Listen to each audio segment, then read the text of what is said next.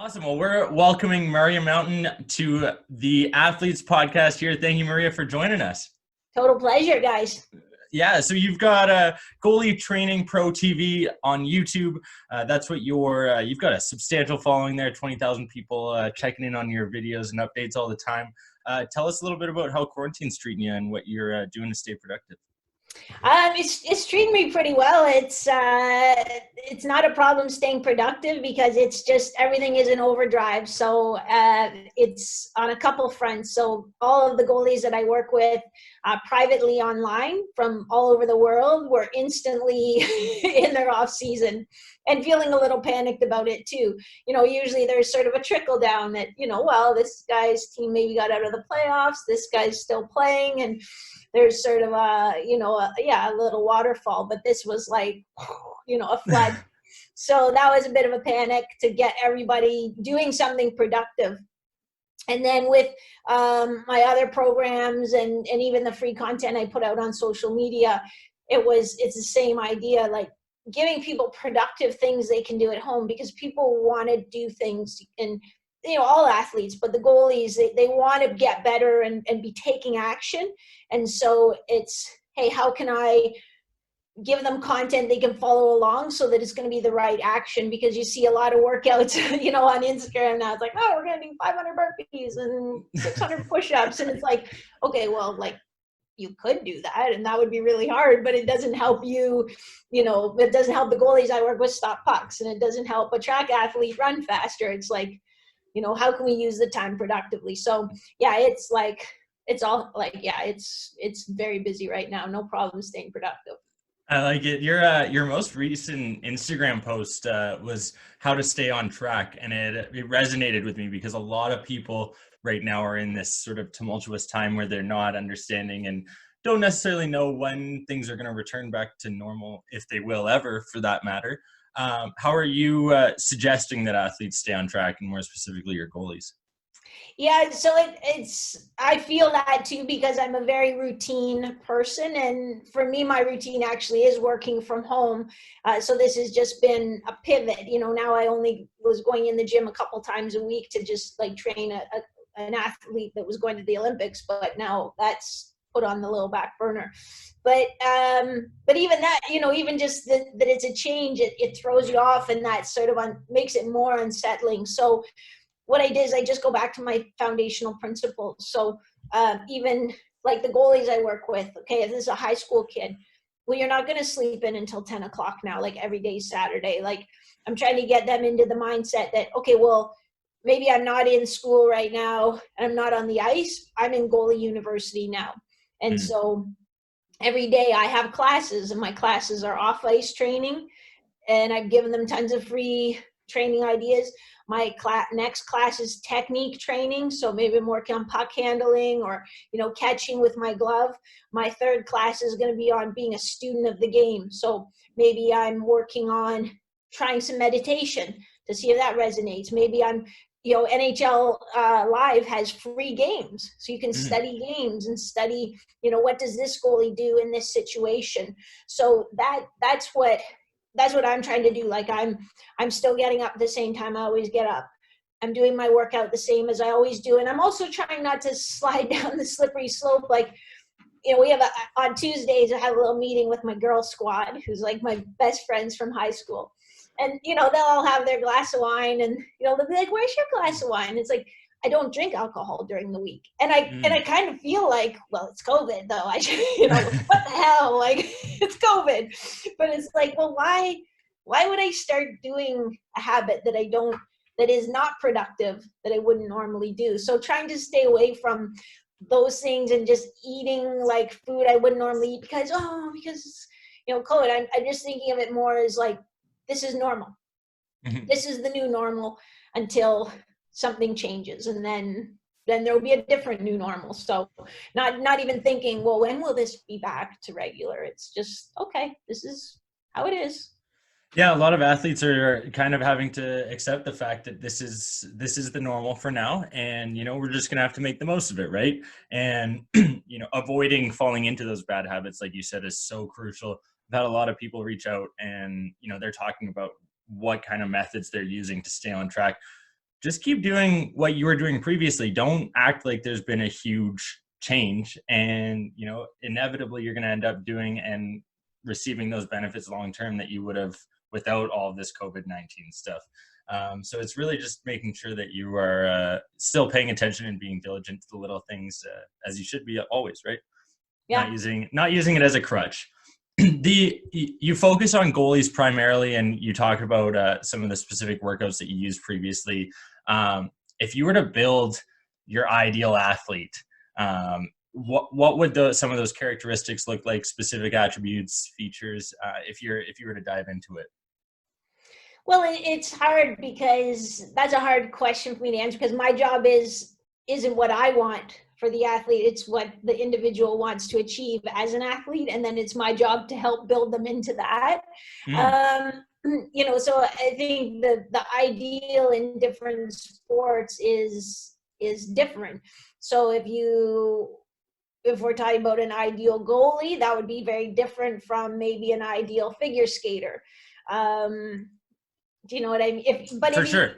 Is that the question, or do you want me just to like... Let's go into as specifically as a goalie then. For some of the people you've worked with, and for the goalies who are listening more specifically, what would be some of those top 5, whether it's workouts, muscle building activities that you would suggest for them to make sure that they're focusing on during this downtime, we'll say? Well, I think if we looked at a goalie, the first thing I would be wanting to do is, and this is exactly what I'm doing with the goalies that I work with privately and the goalies that are in the Shutout Academy, is let's use this time, especially for a goalie. It doesn't, we would be heading into off season anyway. Mm-hmm. So it's not weird. And now we actually have the luxury of this month to build a strong foundation. So it's working on mobility and stability of the hips. So I make a distinction between mobility and flexibility, and it's not my distinction, but flexibility is just, how far back can I pull my thumb? Well, that's my flexibility. Here's my mobility. That is my thumb mobility. That's what I can use. So, for goalies who are just stretching their muscles, that's not improving the mobility they can use on the ice. So we're working on mobility. Part of working on mobility in the right way is also building stability in those muscles that help support the joints. So we're doing a lot of work in that regard on the hips. Working on our skills right now. So puck handling, catching skills, and then building some nice solid, single leg strength. I guess what people call functional strength. I think we're going to be surprised at how well some of the goalies who really embrace this, and other athletes, by working on these subtle things and getting stable and strong, rather than just being able to put on a bunch of weight and feel like, I'm getting stronger. Mm-hmm. I think the ones who embrace that are going to be shocked at how much better they perform. I think it's going to actually potentially make a whole shift in athlete training, because they're going to be forced to see, oh my God, I didn't do heavy squats or heavy deadlift this off season, and I feel better and I'm moving better. Not to say that they don't have to be strong, but they have to be strong and stable. Yeah, that was one of, actually, I remember seeing one of your posts earlier. It was about, how basically you ditched the back squat and having athletes do that. Can you go into a bit of detail as to why that is? Yeah, so I probably ditched it about 8 or 10 years ago. I haven't had any athlete back squat. And the reason, I think it was Mike Boyle that kind of helped me really formulate it in my head. But the basic reason is you can back squat heavy and poorly. So if I have the barbell on my back and I squat down and I start rounding my back, well, it's still there, and we've all seen it, go to any gym for 15 minutes and you'll see exactly what I'm talking about. So guys can lift lots of weight, round their back, wiggle their way up. And so it's okay, is that the best way? Why do we squat? Do we squat to get a strong back? Do we squat to get strong hips, strong quads, strong hamstrings? Why are we squatting? Okay, well, then so were you doing it as a lower body exercise? is there a better way that I can train those muscles with less risk or less wear and tear on the back? Because, and people who around their back who love to squat will say, well, I squat all the time and it doesn't hurt my back. And, and maybe you could squat your whole career, but if we look risk reward, we know that those disc herniations are kind of overuse injuries, and adding axial load to even small flexion compounds that. So risk reward, it just wasn't worth it. So kind of moved to front squat. I don't actually use front squat that much anymore either. We still use it sort of earlier in the off season. Then we go to like single leg squat, squat lateral, things like that. Yeah, because so many, I just see so many athletes all the time. They're constantly like, well, I got to get my squat up. That's what I need to do to make sure that I can jump higher, I can run faster, I can do this, that, the other thing. But they don't understand the long-term downside to putting on that much weight and that much strain on all of your joints, all of those muscles constantly. Sure, it might be great for building muscles, but unless you're a bodybuilder, that's probably not what you should be doing on and putting your body through that much strain long term. So that one resonated with me. I'll share that one on our YouTube channel as well to try and bring some promotion to yours. Not that you need any more people viewing yours. It's the other way around. Yeah, no, it never hurts. The next part I wanted to sort of with you about the nutrition side of athletics, and when you're going through goalies, you've got an IGTV on making high protein meals quickly in like 90 seconds. Can you give us a couple examples of what those are? I know everyone right now is trying to make sure they still stay healthy during COVID-19. Not easy to do when your fridge is 5 steps away from you all day, every day. How are you staying healthy and making sure you avoid the snacking? Yeah, it is hard. Yeah, it's just funny, the psychology of it. But yeah, just trying to limit portion sizes. And again, say, like, is this something I would normally eat? Like, no. So then let's not. And for me, like nutrition, like, so that high protein, it was literally like, here's how you make scrambled eggs in the microwave. Because, they're kids that they just don't eat, and they need to learn too. Like, it's not your mom, like if you're a 15, 16-year-old athlete, like it's not your mom's job to like get up and make you food. Like, you need to learn how to make your own food. And it's something, if you're at a tournament or whatever, most hotel rooms have a microwave. You can take along a microwave bowl, you can get some eggs, and like there's no excuse for you not to have a good meal. I think the thing with nutrition when I work with athletes is, we want to make it very complicated.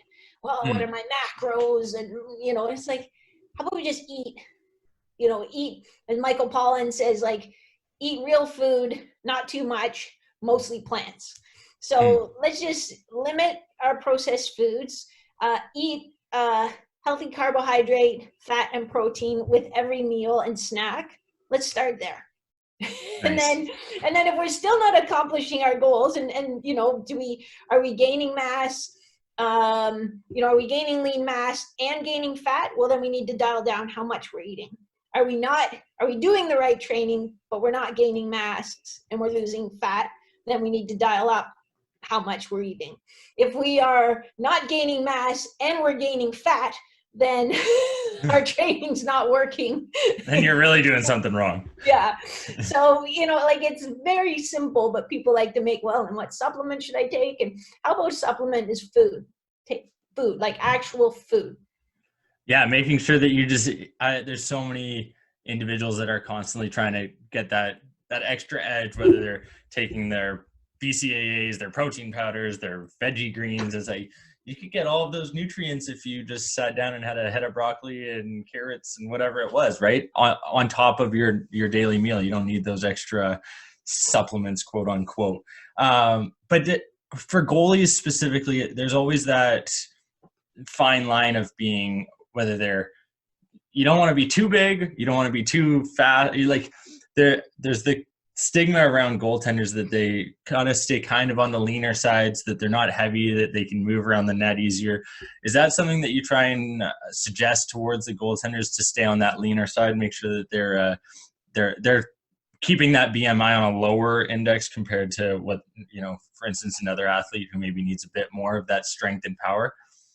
No, I it's finding, and so, there's a difference. There's lean, there's body fat percentage, and then there's overall weight. So, we want that athlete to be, not to be carrying around a bunch of extra fat, because they don't need it.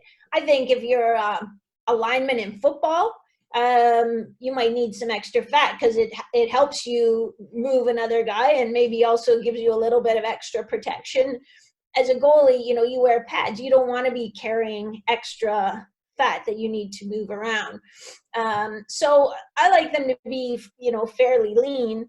And then if we're adding muscle mass, we want to make sure it's usable muscle mass. So again, that you might have a skater who's 18 years old, and maybe they haven't sort of peaked physical maturity yet. So maybe they're 6'1" and they weigh, 160 pounds. Well, then it's kind of like, okay, we better add a little mass, because you're going to be fighting some guy in the corner for a puck. And, we want to get you a little bit heavier, and we want that to still be usable, but we are going to do a little more hypertrophy with you. A goalie, we don't really need to do that. So if we add mass as a byproduct of doing the right training to help them move better, it's fine. If it's lean mass, we don't really want them to be fat. And I think it used to be, it's changed a lot, but it used to be sometimes too, it's like the fat kid's the goalie, because they, they're the slow skater. And so it's like, you go in the net. Yeah. And yeah, that was me when I was 7, 8 years old. That was why I started in net. Yeah. So you see it a lot less, but you used to get some goalies that were like a little bit doughy just because, they were heavy as a kid. And, but we try to lean them down. Lean them down a little bit. Yeah. There you go. So the OHL draft occurred yesterday. Bunch of, young 14, 15-year-olds that are getting drafted. And, there's so much pressure that's put on these kids. Everyone gets wrapped in up. If you don't get drafted, you're not going to the NHL. You're never going to make pro. You're not going to do this. So you might as well quit now. What's some maybe advice that you would give to those athletes who did get drafted for this offseason, or maybe the ones who didn't get drafted and are kind of feeling down? But what are some pieces of advice that you would give to them to keep their hopes up? And, maybe as a reminder that getting drafted not getting drafted doesn't mean you necessarily won't make the O or the next level. Yeah. My best piece of advice is that it doesn't change anything. That your mission should always be to be the very best hockey player you can be, regardless of what that is, because that also makes you in some essence untouchable. Because if that's your mission, if your mission is, my mission is to make it to the OHL, all I ever wanted to play in the OHL, it's just my heart, I got to be in the OHL, and you don't end up playing in the OHL, well, now what? And you see that happen to most kids, and then, they have no fallback. It's like, okay, I want to be the best that I can be. Maybe right now that isn't playing in the OHL, but what can I keep doing to get better? And where's my next best opportunity to go from there? So I think if you have the heart, like what I hate to see as a kid, I got drafted, now I got to really work hard. Well, like you just should always want to be the best. That should be inside of you, because it only gets harder. Yeah. like every level you go up, it gets harder and harder. So if you're just like, I'm going to work hard so I can play in the OHL, well, when do you run out of that steam? Because every mountain gets steeper and steeper. So if your motivation is, I'm going to work hard on the right things because I want to see the best that I can be, then it puts it in your terms. And then too, at the end of the day, if you've worked hard, if you've done the right things and you fall short, you can live with that. Like, it's like, yeah, you know what? Like I was cross-country ski racer was my varsity sport. And so, I wanted to ski in the Olympics for Canada. And I trained hard. I moved to the Yukon to train, where we had lots of snow. And at the end of the day, it's like, I wasn't good enough to ski for Canada. And that's cool. You can live with yourself at the end of the day that way. So how were you able to, and what were some of the steps that you took, maybe, for instance, when you accepted the fact that maybe you weren't good enough to make it to that next level or go to the Olympics? How did you adapt to that, and what were your next steps in the process of identifying, okay, I'm not going to make it to the Olympics, but how am I going to still move forward on another goal that, or what were you setting as that next goal, maybe instead of the Olympics not being attainable? Yeah, and I would have probably been about 23 at the time, and so then it was, just finishing university, and there's that sort, you're either going to then step up to the national team and ski full time, or you're going to find a different path. So, then it really, for me, it was, now we're getting a job and working. It's that sort of, I don't know if you had the same experience, but to me, that first year after university was the weirdest year of my life, because it's the first time in your whole life you can remember that you didn't know what you were going to do come September, and that there was nowhere you had to be. So I found it was actually quite unsettling. And then I think it took time to evolve. You sort of wander, and then I got into strength and conditioning, and that, strength and conditioning and even running the business kind of became my new sport. And it, for skiing, it was hard, probably, maybe just 10 years after I'd finished racing. My husband and I were out for a cross-country ski, and I was like, you know what? Like, that's the first time I've skied and just had fun. Like, because it was still in my head, like, okay, and I got to get this pace, and I've got to go hard. And, and it took a long time to just be like, no, we can just go out and have a ski. Enjoy it. Like, you don't have to jot notes down, and, so it took time. I think everyone's path is different. Yeah, it's funny that you mentioned the 23, you're moving on to the next job. That's right where I'm at right now. You graduate, and it's funny, when you graduate university, they give you so much support throughout the entire process. Here you go, here's your teachers, here's your references, whatever you want, we'll provide it to you. As soon as you walk across that stage, that's it. Boom, you're just saying, yeah, see you later. Thanks for your 40K. Yeah, thanks for your 40 grand. We'll see you later.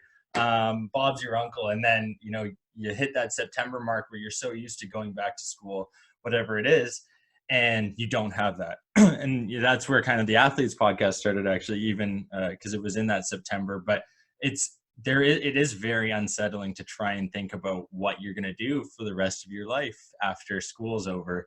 And obviously something like a business for you has worked out and tremendously. And it's a case where you've obviously taken what you learned throughout that process, and now you're applying it to goalies specifically. How did you go through that business process of building it, starting, I guess from whatever it was 10 years ago now, but you've got such a huge following on YouTube, on social media. How were you able to build that over time? Just like a farmer. Like, I think of myself like a farmer, and it's just, you have to spend so much time just tending your crops, and even when nothing is growing at all. And so yeah, like, I think I started my YouTube channel, I don't know, it was 12 years ago or 11. So it was probably a little bit easier back then, but it's not like it took off. It's not like people were really on YouTube. So I just tried to put out good content and help people, and come with a giving hand, and just give, and then provide some different levels of content. So here's free stuff. If you want me to put together the programs and exactly what to follow, well, here's one level of paid program. If you want me to work privately with you, then here's another level. But always giving to the community. So I can't even say that it was that strategic. Like, that is basically the strategy. Like, I have run a Facebook ad, but I don't know really, like, I don't think it, like, I just actually stopped because I know so little about it that it's really, to me, it's just gambling, like throwing this money away. Yeah. So I don't, there weren't any things like that. It was just like, okay, let's just be as helpful as we can. Yeah, the kind of the Gary Vaynerchuk approach to it, where you're just giving all the time, and eventually it'll come around in return, right? And obviously it has the steps that you took as far as identifying, like, one of those posts was the secret habits of pro goalies. It's intrigued me right off the hop. I was like, oh man, I got to ask her about this. Yeah, there you go. You're cooking it up. What are a couple of those habits that pro goaltenders are doing on a day-to-day, week-to-week, month-to-month basis? So you fell into my trap. I'm in. Because it is so funny. The psychology of it I find fascinating. And my dad was a psychiatrist by trade, and I really miss him too, because I'd love to chat with him about some of these things because I'm very like I'm a science geek at heart. So I'm like, Okay. here's a video on an anaerobic lactic circuit you can do that will really help you be a better goalie. And like, nobody cares. Like, I don't care. But secret habit of a pro goalie, I want to see it. So it's kind of, sell them what they want, give them what they need sort of thing. So, a couple of habits are working on mobility the way we talked about it, not just stretching, because goalies still just stretch. Another one is, when they do their stamina workouts, it's not like going for a run. It's multi-directional. It's got vertical agility. It's more of an interval-based training. Another one is that, they pay attention to the details, because the higher the level, everyone's doing the big stuff.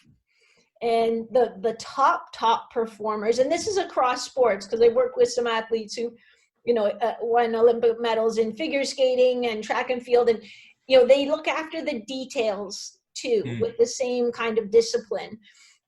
So, those are a few of them. Yeah, well, we'll direct the listeners to your Facebook and Instagram channel to find out more on those.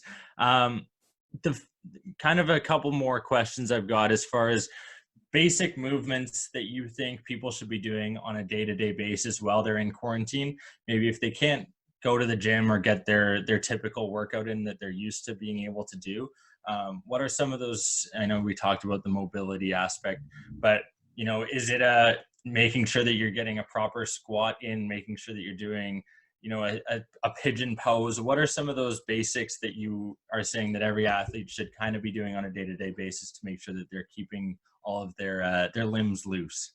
Yeah, I think just walking is really underrated too. If Interesting. anytime we go away, because we don't walk, we might walk from the parking lot to the, grocery store, but anytime we're away on holiday, or if we go to New York or, big European city where you're walking, 15 miles a day, it's like, how are my legs and hips, so tired from this walking? So I think it's really important to move, because we're going to get, stuck sitting in a chair working like you and I are, or just, watching the Netflix. So get outside and walk responsibly. Staying 6 feet away. Yeah. But, get out and so that's number one. Number two would be, I would be working to just getting mobility and some hip internal and external rotation, whatever that is. Sitting on the floor cross-legged, doing your pigeon pose, then, flipping onto your tummy, bringing your knees together and sort of flaring with your knees bent to 90 degrees, and then flaring your shins apart. Right. I would get in some T-spine rotation. So a little thoracic spine, rotation, because I think also we're like this. And yeah, even in a normal day, if we're in school and sitting in school all day, well, at least we get up, put on our backpack, walk to the next class, hang out at lunchtime, walking around, and that's all missing. So I think getting into a nice deep squat, and hold for 10 seconds, come straight up, do maybe 5 of those. Just keep moving. And if you are an athlete, then, reach out to your strength coach or, your coach and ask, hey, what do you think I should be working on? Yeah, because there's always some specifics, like you said, that athletes should be doing based on their sport, what their goals are. But you give us a good baseline starting point of what everyone should be doing on a day-to-day basis. I'm interested on your thoughts on this year, as far as the NHL, as far as sports in general. How do you think athletes are dealing with the fact that, their seasons are over? Maybe they were on pace to have an under 2 goals against average on the year, and now they're not able to finish the rest of their season. That can be kind of deflating when you've worked so hard, put in such an amount of time, and now you're not getting to see those quote unquote results at the end of the day because the season cut short. What should be a way to cope with that? It's going to be different for everyone again, because let's say this is your contract year, and maybe you were playing great and then you weren't playing great and now your season's over. Okay, well then which, what's the true reflection? So that, it impacts somebody's livelihood. I was talking to a goalie coach friend of mine who's with the Chicago Steel, and he's of the USHL, and he said, like our team was setting every record, like in individual records and team records, like we were having a crazy season, and those are teenage hockey players, and then it's just all over. And then too, people get sent home and they think like, okay, we'll be back in 2 weeks. And then no, we're not. So there isn't even really okay, boys, this is, what an amazing season. It's just, so I think it's just, try to stay connected with teammates. And then it's always, okay, well, what can I control? If there's something, if you're dwelling on something or something's getting you feeling bad, always ask yourself, is this something I can control? And if it isn't something you can control, then you have to, and I'm not saying, well, then just don't think about it. You have to practice, replacing that thought with a productive thought of, okay, well, what's my next best step? And that is a skill as well. So every athlete needs resiliency. And this is for some more than others, but this is one heck of a lesson in resiliency. So be deliberate and practice when you're having those thoughts that are unproductive about things that you can't control. Then, okay, I'm going to practice and maybe even have like 2 or 3 thoughts that it's like, I'm going to insert one of these 2 or 3 thoughts instead, and practice controlling what you can control and what's my next best step. Yeah, those are some great pieces of advice there. I'm probably going to be using those when I go to bed every night now, marking down what I did, being productive, and making sure that it's holding myself accountable as well, and those listening. Last question. Who would have been your pick for Vezina this year in the NHL? I'm curious. Do you follow the NHL enough to, sometimes people aren't following it as much. So I'm putting you on the spot here, but I don't know what are your takes on some goaltenders you really like their play in the NHL? Yeah, and I really only watch like kind of the teams that I watch. Okay. So and I know he wouldn't be up for the Vezina, but I really enjoyed watching Shesterkin play when he got to play for the Rangers. Okay. I really enjoyed that. I am a big Lundqvist fan, but I like watching that kid play. So, I like he wouldn't have played enough games, but for me and for what I watch, I really liked the way he played. There was himself, and then as well Elvis Merzlikins, 2 young goalies that came into the NHL and just kind of started to light it up. How would you have this sparks another question, and I apologize for making it 2 in a row, but it takes Lundqvist, who has been this basically stud of a goaltender for the past decade and a half with the Rangers organization, and then this young kid comes in and steals the show, and he's been an absolute pro about it. But how are you or how would you have, how do you go through that mentality to go from the perennial starter for the past decade on the Big Apple's team, and now you're backing him up because he's playing better? I don't know necessarily how or which point of view you want to take it from, or if you want to take it from both, but that's a tough situation for him to kind of swallow. I think, and it depends on Henrik's personality and his, his opinion of maybe what he deserves, which leads into my answer is, even from a coaching perspective, I think it depends how much of your ego is wrapped up in that story of who you are. And that makes it, if it's not an ego thing, so if his perspective is, I'm here to do what's the very best for the New York Rangers, then, he'll see that this kid's winning games. My job is to help him be successful, whatever that is. Then I think I think, again, you can be at peace if you see your job as, my job is to do whatever I can to help this team win and be successful. If it's, I want to be the guy who makes us successful, and we all want that a little bit, but that's going to make it much, much harder, because you see his success as taking away from you, when really it shouldn't be a zero-sum game. It should be, is the team winning? How can we work together to lift the team up and do something great? Yeah, and because everyone's ultimate goal should be winning, and winning the Stanley Cup for the New York Rangers, not necessarily making sure that you're playing all 82 games, right? Well, Maria, thank you very much for coming on the Athletes Podcast, sharing your expertise and insight. Where can people find you on social media to interact and engage with all of your posts? Probably the easiest place to find me is on the Instagram. I am at Goalie Training, on YouTube, Goalie Training Pro TV. Perfect.